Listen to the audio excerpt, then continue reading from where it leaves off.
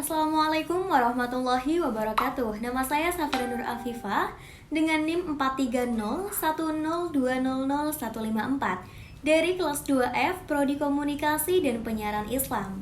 Baik, di sini saya akan menyampaikan isi dari buku yang berjudul Ilmu Ushul Fiqih karya Profesor Abdul Wahab Khalaf. Buku ini memiliki bagian-bagian yang akan saya jelaskan. Bagian pertama tentang dalil-dalil syariah. Definisi dalil. Dalil dalam bahasa Arab adalah menunjukkan kepada sesuatu, baik bersifat indrawi maupun maknawi, baik ataupun buruk. Adapun pengertiannya menurut istilah para ahli ilmu ushul fikih adalah sesuatu yang dijadikan sebagai dalil terhadap hukum syara yang berkenaan dengan perbuatan manusia yang didasarkan pada pandangan yang benar mengenainya, baik secara pasti ataupun dugaan kuat. Selanjutnya, dalil syar'i secara umum. Berdasarkan penelitian, diperoleh kepastian bahwa dalil-dalil syariah yang menjadi sumber pengambilan hukum-hukum yang berkenaan dengan perbuatan manusia kembali kepada 4 sumber, yaitu Al-Quran, As-Sunnah, Ijma', dan Qiyas. Keempat dalil tersebut telah disepakati oleh jumhur umat Islam dipergunakan sebagai dalil. Mereka juga berpendapat bahwa dalil-dalil tersebut memiliki urutan menurut susunan, yaitu yang pertama Al-Quran, As-Sunnah, Ijma', dan Qiyas. Maka apabila terjadi suatu peristiwa, maka pertama kali harus dilihat dalam Al-Quran. Jika ditemukan hukumnya, maka akan dilaksanakan. Namun, jika tidak ditemukan dalam Al-Quran, maka dilihat dalam As-Sunnah. Jika ada, maka hukum tersebut dilaksanakan. Tapi jika tidak ditemukan hukumnya dalam As-Sunnah, maka harus dilihat apakah para mujtahid pada suatu masa pernah berijma' mengenai hukumnya ataukah tidak. Jika ditemukan, maka hukum itu dilaksanakan. Namun, jika tidak ditemukan, maka seseorang harus berijtihad untuk menghasilkan hukumnya dengan cara mengkiaskannya dengan hukum yang telah ada nasnya. Di samping itu, ada pula beberapa dalil lainnya selain 4 dalil tersebut, di mana jumhur kaum muslimin tidak sepakat menjadikannya sebagai dalil. Dalil-dalil yang terkenal yang diperselisihkan kedudukannya sebagai dalil ada 6, yaitu istihsan, maslahah, mursalah, istiswab, urf, madhab syahabi, dan syariat kaum sebelum kita. Dengan demikian, jumlah dalil syariah ada 10. 4 dalil disepakati antara jumhur kaum muslimin untuk dijadikan dalil, dan 6 lagi masih diperselisihkan kedudukannya sebagai dalil.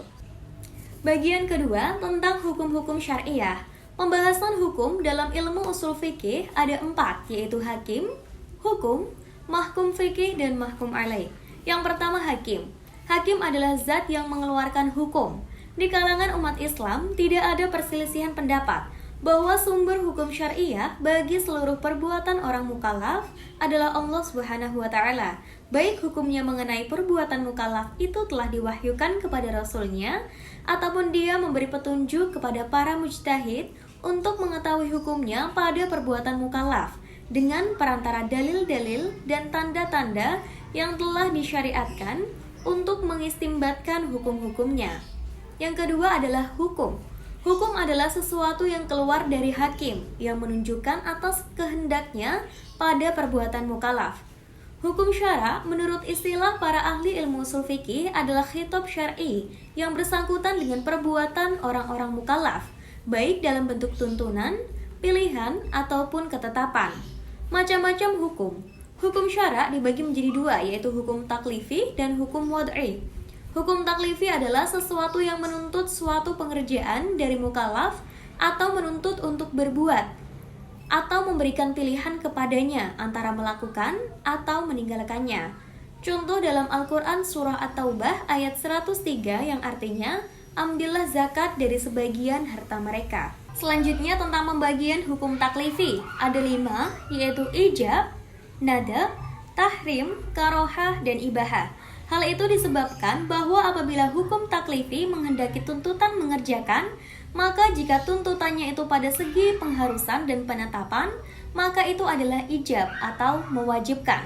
Konsekuensinya adalah wujub atau kewajiban, yang dituntut untuk dikerjakan adalah wajib. Jika tuntutannya tidak pengharusan dan tidak penetapan, maka itu adalah nadab. Konsekuensinya adalah nadab yang dituntut untuk dikerjakan mengerjakan adalah mandub. Apabila hukum taklifi menuntut untuk meninggalkan perbuatan yang bersifat mengharuskan dan menetapkan, maka itu adalah tahrim.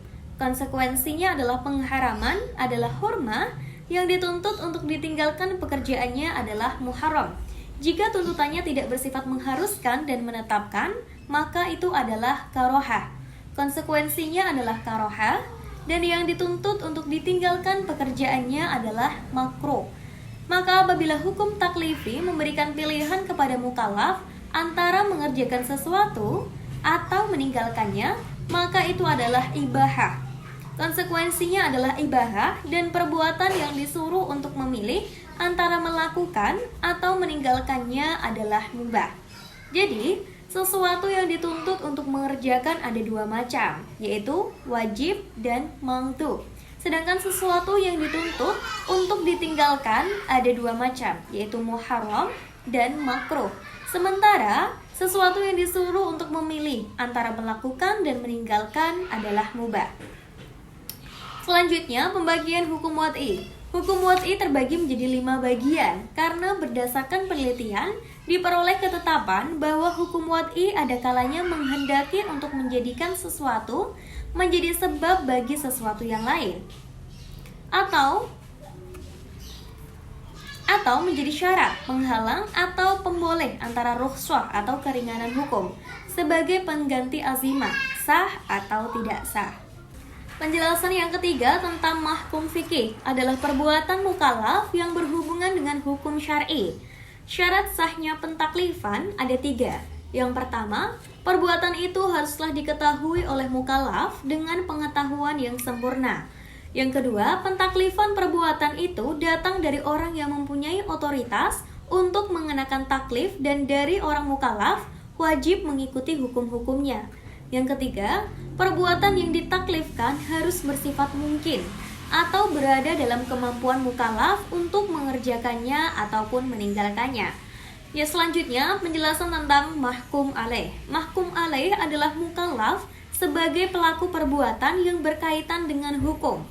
Untuk sah pentaklifannya mukallaf menurut syarat, disyaratkan 2 syarat pada mukallaf, yaitu yang pertama, dia harus mampu memahami dalil pentaklifan seperti memahami berbagai nas perundang-undangan yang ditaklifkan padanya dalam Al-Quran dan Sunnah, baik dengan sendirinya ataupun dengan perantara.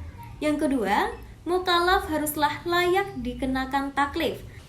Baik, sekian yang dapat saya sampaikan tentang buku Ilmu Ushul Fikih karya Profesor Abdul Wahab Halal.